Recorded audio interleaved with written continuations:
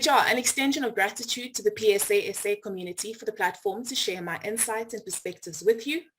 And the title of my conversation today that I'll be having with you is The Game of Leadership. So let's dive right into it. Now, if the quality of one's leadership is measured through the quality of their work, of their entities and organizations, then I'm curious to know what it is exactly that influences the substance of one's leadership.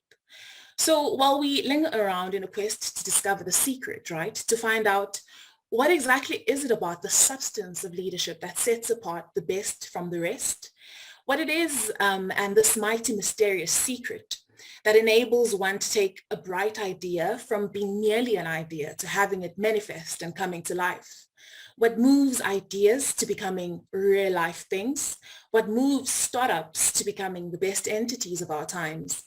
What distinction exists that takes two people with the same level of IQ and the same amount of resources and the same background to having drastically distinct futures with one on the extremities of success? Is it a clear vision? Is it grit? Is it perseverance? Is it discipline or passion? Or is it humility and intelligence and accountability and respect and confidence or willpower? Or is it perhaps tech savviness, communication skills, problem solving, critical thinking? While all these soft and technical skills surely do matter, but the question today is, where do these qualities come from? Well, you could definitely go to school or open a specific YouTube channel where you could learn about the many valuable technical leadership skills. But my concern and my question is, where do these soft skills come from and how do they get honed? Where within our lives do we find these critical leadership qualities that enable us to be who and what we want to be and establish the very specific things we want to establish? Where does this fire come from? What exactly is the game of leadership and how do we play it? Well, let's take a walk down memory lane and find out. Remember Amber, Nathan's best friend from down the road from Bank and Rosebank from our childhood days? Remember how she literally won every hide and seek game because you just literally couldn't hide from her? It's as though her instinct was literally always right. Well, it turns out it was always right. I'm telling you, we could be at our place, we could be at Amber's place, or at the park, or at school, or wherever, anywhere. But when it's her turn to seek, boy, was she right on spot with finding us. At some point, we even considered stopping to play with her because it seemed as though she had an unfair advantage over us. Maybe she did have an advantage over us, but if or not it was unfair is a debate of its own. I think it was after a few games and she realized that her strategy worked for her, that she started to do it more with more intention. And the more and the more and the more she did it, the even better she became. And I think we can all agree that it was definitely more than just a game, but it was a skill that Amber had mastered that even in our older ages, we can learn a lot from. Remember Bramilda, the nerdy, weird, reserved girl from Miss Van Winkle's class in grade 1, who actually turns out to be quite extroverted in spaces where she was comfortable? Well, let's think about what enabled Bramilda to be a straight A student right across primary school. Regardless of her never having engaged in class, she didn't ask any questions and she didn't answer anything either. But from observation, I realized that she really had a good relationship with herself. Perhaps the constant silence and the loner tendencies created solitude in her, and the solitude, or in the solitude, she found her strengths. Okay, enough about baby Bree. Remember Auntie Stacy, the most brilliant person in the family, literally. Although she didn't have any formal education, she knew everything, and I mean everything. And what she didn't know, she grasped super easily and so quickly. Oh, how I loved Auntie Brimmy's, or rather Auntie Stacy's scones and lemon meringues, but it would be an absolute injustice to just remember that about her. It's important to remember she was brilliant. She was a leader.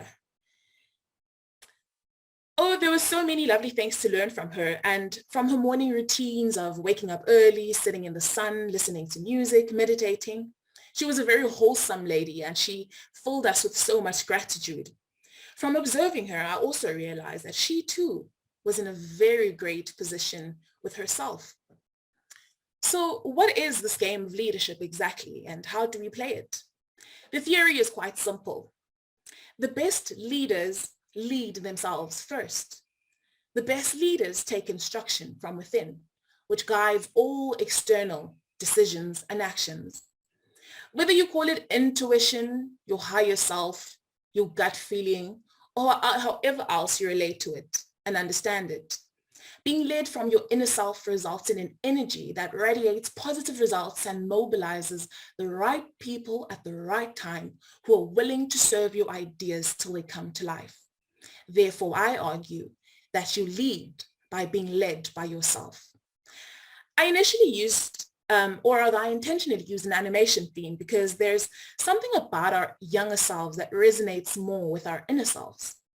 Perhaps it's because once there was a time where most of the external voices which impact us a lot now were not so much. It's before the accumulation of all of this information, a lot which was great, but a lot that was also not so great. Our younger selves, therefore, so happen to be more in tune with our inner selves, which is where I want us to reach from. And trust me, it is not as esoteric and abstract as it seems. In unpacking the theory, we finally understand and begin to value things like meditation, silence, solitude. The point of these activities is to shut down all external voices and listen to the man within. To be an intuitive person, to be in sync with the man inside, and to trust and obey the voice that comes from within, enabling us to be the best versions of ourselves as we become subordinates to the leader within. This practice eventually breeds and translates as discipline, the ability to take instruction from oneself, and eventually translates to all the other valuable leadership skills we spoke about earlier. So in practicing the game, we inevitably practicing many powerful principles which impact the trajectory of our lives. Once we're in this position with ourselves, we're able to be of value to others. So I want to leave you with the quote. If you have a desire to change your life, your circumstances, your perspectives, hold fast to your inner commitments and listen to your inner knowing, by Victoria L. White. Now that is the game of leadership. So please, let's go out there and play it. Thank you very much.